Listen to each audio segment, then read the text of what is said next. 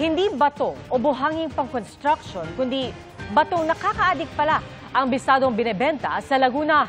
Ang nasabat na droga tinatayang nasa 10 milyong piso ang halaga. Nakatutok si John Consulta. Exclusive.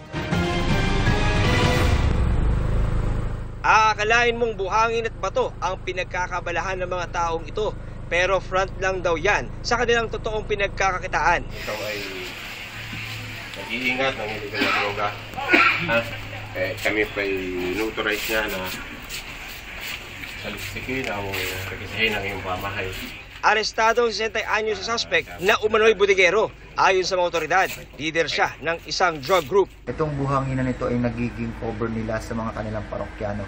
Then, once na nagkaroon ng transaction through a messaging app like Messenger or even text message, doon sila nagkakaroon ng transaction at doon na nga pinapasok sa kanilang compound at doon na nag-aabutan ng kanilang mga items. Sa paghahalughog, tumambad sa mga tauhan ng PNP Drug Enforcement Group o PIDEG ang sangkaterbang shabu at marijuana na mahigit 10 milyong piso ang halaga. Modus umano ng grupo na palabasing nagbebenta sila ng buhangin at bato sa Lumban, Laguna. Pero ang nakatagong pinapasa ay bato o droga. Ang nahuling suspect daw ang nagsusupply sa mga tulak sa Lumban at kalapit na bayan gamit ang messaging apps. Wala pang payag ang suspect na nakakulong ngayon sa tanggapan ng PIDEG. Para sa GMA Integrated News, John Consulta, nakatutok 24 oras. 7 pulis ang sugatan matapos makagirian ng ilang realista sa kilos protesta sa paggunita sa Bonifacio Day. Nakatutok si Bernadette Reyes.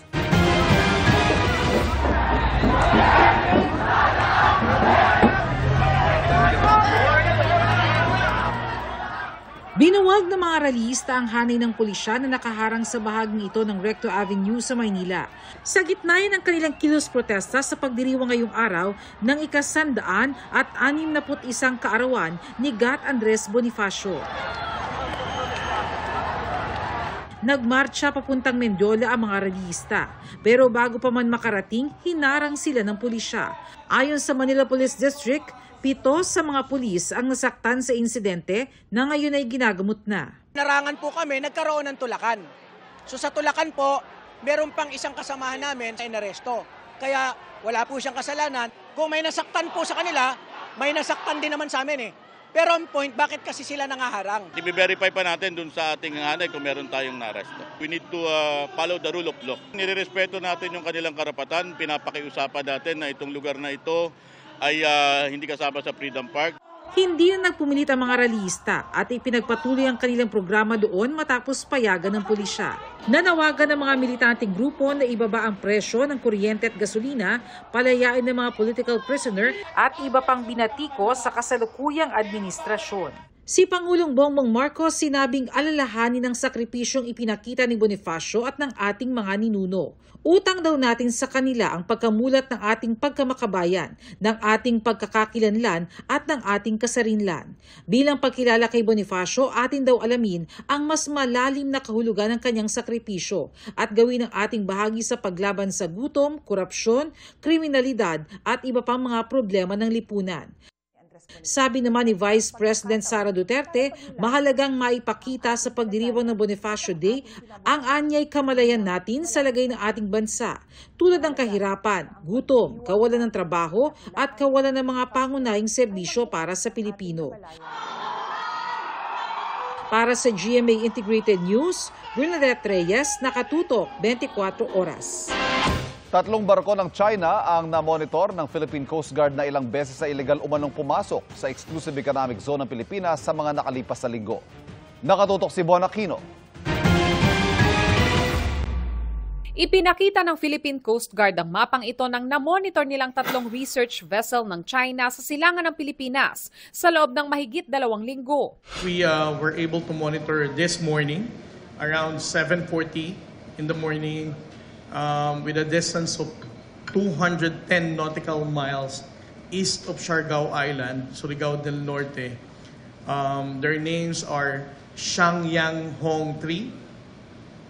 The second one is Ja Geng. And then the third one is Shangyang Hong 10. Nasa labas ang mga ito ng 200 nautical mile exclusive economic zone ng Pilipinas. Pero sabi ng PCG, ilang beses itong nakapasok sa ating EEZ. Gaya ng barkong Jageng na noong November 14 ay nasa 200 nautical miles silangan ng Davao Oriental, habang ang vessel na Shangyang Hong 10 nasa 200 nautical miles din sa silangan naman ng Siargao Island noong November 20. Ang isa pang barko na Shangyang Hong 3 namataan naman sa layong 257 nautical miles northeast ng Santa Ana, Cagayan noong November 17, kung kailan ramdam ang hagupit ng bagyong Pepito sa Northern Luzon. Ayon sa PCG, magkakasama kung gumalaw ang mga barko. Dumaan lang siya talaga eh. But it never loitered. So, once siya, lumiko ulit. Ayon sa Philippine Coast Guard, dahil ang Pilipinas lang ang may sovereign rights sa exclusive economic zone nito, ang mga ganitong foreign flag marine scientific research dapat humingi ng clearance sa Pilipinas. Since wala, this can be, again, for the Coast Guard, we're going to communicate this to the National Task Force, West Philippine Sea, and it's up to the Department of Foreign Affairs to take action regarding their presence. Nabawasan naman ang mga Chinese militia vessel malapit sa Pag-asa Island sa West Philippine Sea. Mula sa mahigit 70, mahigit 30 na lang daw ang naroon.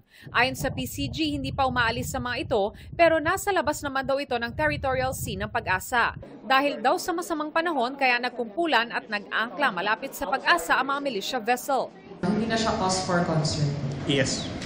Naunang sinabi ng AFP na hindi ito cause of concern kahit itinuturing nila itong illegal presence. Sinusubukan pa namin kunan ng pahayag ang Chinese Embassy kaugnay ng paglapit ng Chinese research vessel sa Siargao at pagdami ng militia vessels malapit sa Pag-asa Island. Para sa GMA Integrated News, Von Aquino, Nakatutok, 24 Oras. Imbes na dumami, tila nabawasan pa raw ang mga nagpa-consolidate sa ilalim ng PUV modernization sa pagtatapos ng deadline nito. Nakatutok si Bernadette Reyes. Kahapon nagtapos ang 45-day extension na binigay ng LTFRB para sa mga transport group na nais pang magpa-consolidate sa ilalim ng PUV Modernization Program.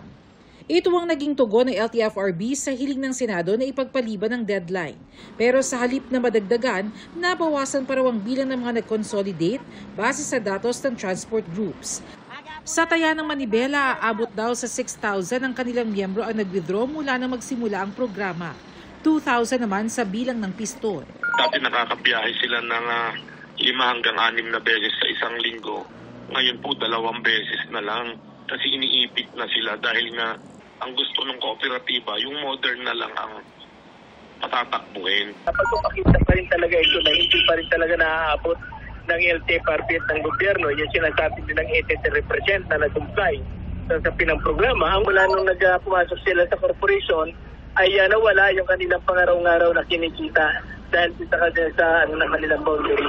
Kaya ang sabi nga ng mga operator, sumunod nga kami sa programa pero kami yung nawala ng kabuhayan. Magpupulong daw ang dalawang grupo para pag-usapan ang planong makipagdialogo sa Department of Transportation para payagan silang magparehistro at mag-renew ng prangkisa kahit hindi pa nakakapag-consolidate.